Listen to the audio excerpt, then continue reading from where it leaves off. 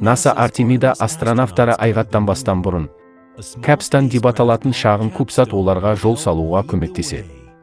Cislunar Autonomous System Positioning Technology Operations and Navigation Experiment пайдалану және навигация эксперименті бұрын соңды ешкім шықпаған ай маңындағы бірегей орбитаның орнықтылығын тексермек.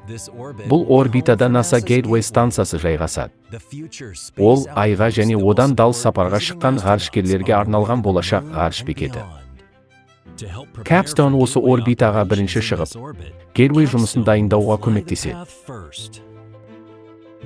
Миссияны Advanced Space жекеменшік компаниясы басқарады. 25 килограммдық 12 юнит кубсатты Rocket Lab ұшырды. Ол алыс ғарышқа, жер, күн және айдың тартылыс күші арқасында жетеді.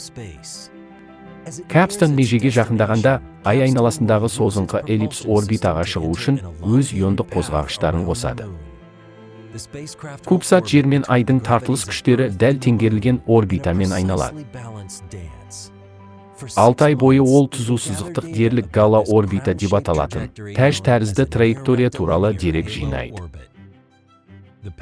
Ай полюстерін басып өтетін жолдан жердің кедергісіз көрінуі, жердегі басқару орталықтарымен үздіксіз байланыс орнатуға мүмкіндік береді. Capstone сондай-ақ жаңа борттық навигация жүйесін көрсетеді.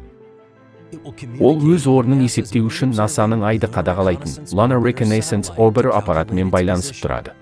Болашақ ғарыш кемелері осы технологияның арқасында толықтай жерден бақылауға сүйенбей-ақ өз орнын дәл анықтай алады.